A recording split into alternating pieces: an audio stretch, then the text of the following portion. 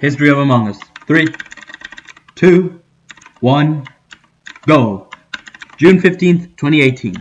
A game company known as Innersloth, famous for making games like Henry Stickmin and the Henry Stickmin Collection, decides to work on a new project, and it's called Space Mafia, which was literally the party game Mafia, but it was a video game, and it was set in outer space.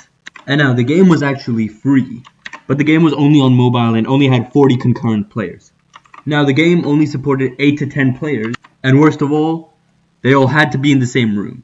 And because everyone had to be in the same room, the game had no sound. And how the game worked was basically you were playing as one of the little randomly drawn astronauts, and the imposters' goal was to kill all the crew members and cause sabotages and try to hide the fact that they were the imposter, and they had to get everyone out.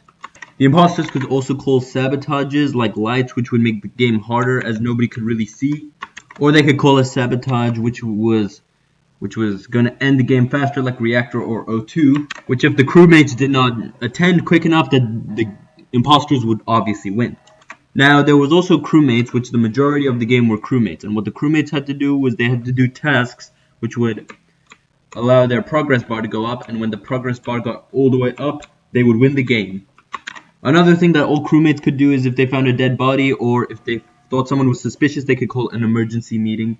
They could vote out someone who they thought was the imposter, or they could skip vote if they thought no one was the imposter.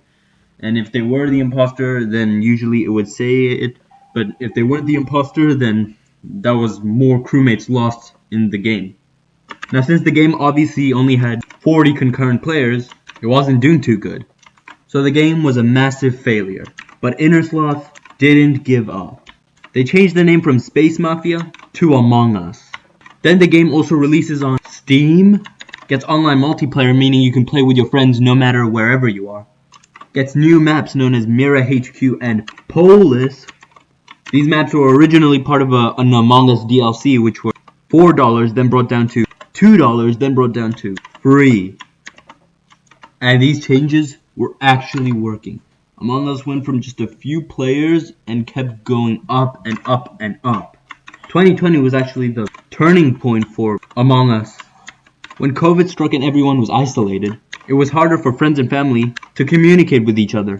Obviously, through the helps of apps like Zoom, for instance, communication became easier, but there was something missing still. Fun. And one way people were able to have fun was obviously online multiplayer games, like video games, for example.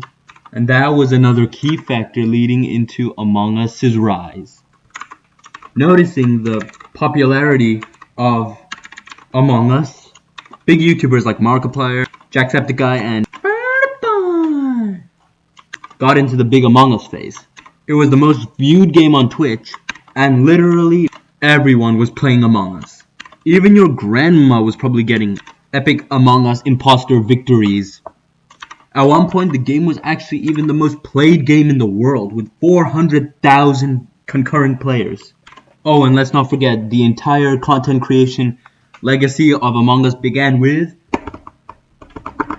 drumroll please, a famous Twitch stream by the name of SodaPoppin', who was playing new games at the time, and kind of stumbled upon this game called Among Us and kind of showed everyone how amazing this game really could have been.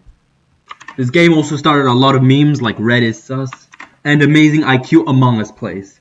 And this game obviously also sparked a debate on who was the best Among Us player ever, which was originally a debate between like people like Disguised Toast, Corpse, and Penguin Zero or Moist Critical. Now at this point there was literally no beating Among Us. It had reached famous heights that no other game had ever reached. But of course, no matter how much you might enjoy one thing, most good things always find their end. A big flaw of Among Us was that it had a serious hacking problem, and still to this day does. The content creators that had made Among Us very famous eventually moved on to the next big thing and left Among Us behind. So Among Us obviously lost a lot of popularity since the people who originally made it famous started to move on to the next big thing. Among Us added a new map called the Airship map, which was originally a map from their Henry Stickmin collection. They added it to Among Us to try and get some of the players back. This map made some of the big Among Us players come back to the game to try and replay it and see what the new updates were about. And while that did bring some of the players back, unfortunately, it didn't bring all of them, and Among Us was slowly starting to decline. Among Us then started adding more and more updates to the game to try and make it as good as it was again, adding new roles and everything, and even a new hide and seek. But unfortunately, nobody really liked these updates, and there isn't much of a happy ending to this, really.